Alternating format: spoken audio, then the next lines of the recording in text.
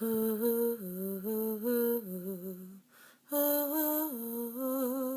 guys, it's Britta. I hope that you guys are having a fabulous Thanksgiving weekend. I'm currently at my uncle's house, as you can see from the change of background, and it's refreshing. I'm hoping that at some point I'll be able to change my background at home, because if I'm tired of the yellowish background, you guys must be. But whatever, I'm already rambling. Soon it'll be a change, so that's awesome. But I hadn't done a sleepy talk video in quite a while. I think 2 episodes have passed since I've done one. And I think it's because after the Mama episode, I started to get really just disappointed and ticked off with where the show was going. Not because of the Mama episode. I'm getting to that in a second. I just started to I was getting that way before the Mama episode. I just became overwhelmed with it. And then after I watched the Mama episode, I was even more ticked off with where the show was going, because you realize how much Jenny and Abby as characters have gone through in terms of their backstory with their mom. And then you suddenly realize that Crane family drama can't even hold a candle to that freaking drama. And you can't even feel the same sense of sympathy for Crane and for Katrina and even their crazy son like you feel for Jenny and Abby. They have gone through a serious, momentous backstory that you feel for them. And then the freaking writers have us going back and forth with whether Henry is okay and whether he can be redeemed and whether Katrina is.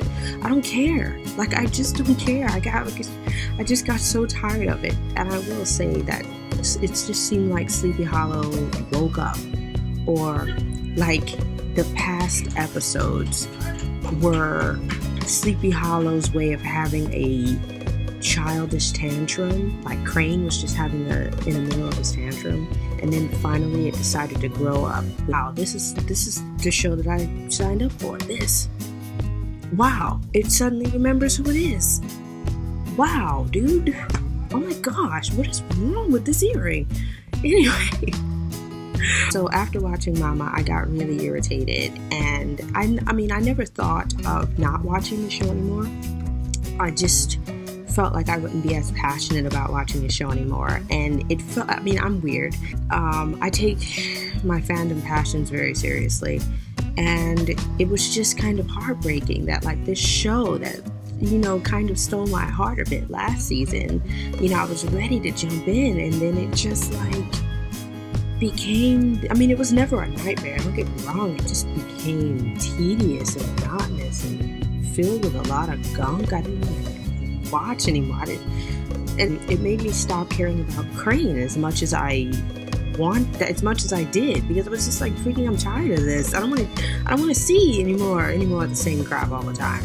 So I love the Mama episode. I did think that there was a lot of witchcraft centricness going on there, which I tend to shy away from because of the subject matter. It showed a lot of good things for the Mills sisters, and I was happy to see them team up. I was happy to see both of them emotional over their mom. The scene where they're tearing the paint off the wall, beautiful scene. I love the music, I love the sequence, and I loved the moment that they get to have with their mom in the end. And yeah, that part was brilliant. Last episode, however, was a bit hard to get into with everything going down in Ferguson. That's another story for another video. I thought that episode was classic Crane and Abby, and I think that's what a lot of us got into the show for anyway. We want to see Crane and Abby kind of going through Tomb Raider situations, going to find things that nobody knows. And how many of y'all gasped when you realized that it's Medusa in that piece? When I saw a flash of freaking Medusa's face in the ceiling there, I was just yo, it's Medusa! It was nice that Abby got to see Abraham Rembrandt's head. It was nice to see Headless scary again, because His scary points was going out the window in this season, but it was nice to see him scary. It was nice to see Henry level it out with his mom, like, this is what it is and you're weak. And then when Katrina's like communicating with them through the mirror and she's all, Ichabod, I have failed my mission. Yeah, you failed. Everything you said you were going to do, you didn't do. You didn't even try to do it. And then one of my pet peeves was, as a witch, you're supposed to be, or whatever. Like, wouldn't you know that somebody else with the same kind of powers, and if not more powerful than you, would be able to trace your freaking actions?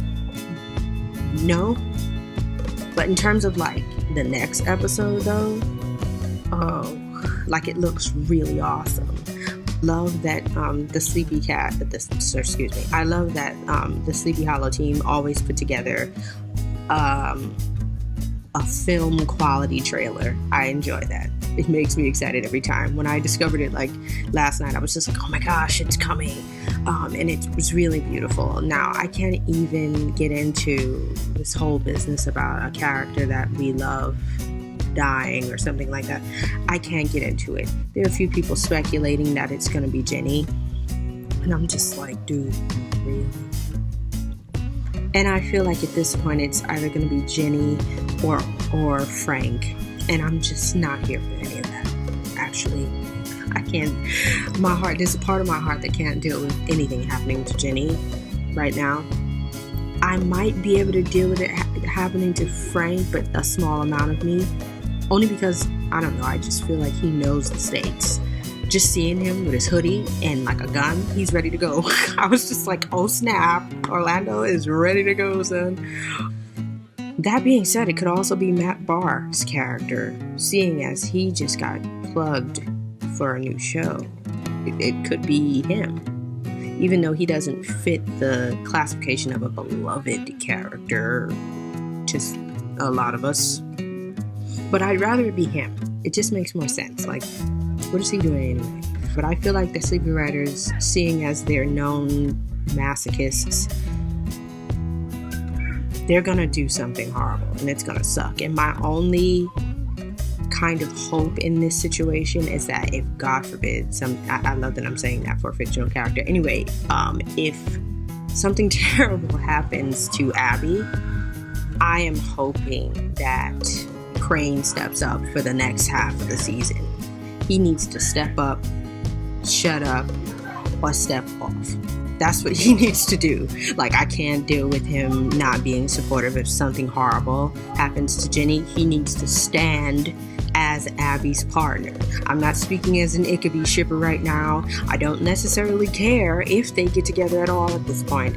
Although, I mean, it would be always nice. I'm a romantic at heart, but I don't really care about that. I just care that he stands as the supportive partner that he is, or is supposed to be.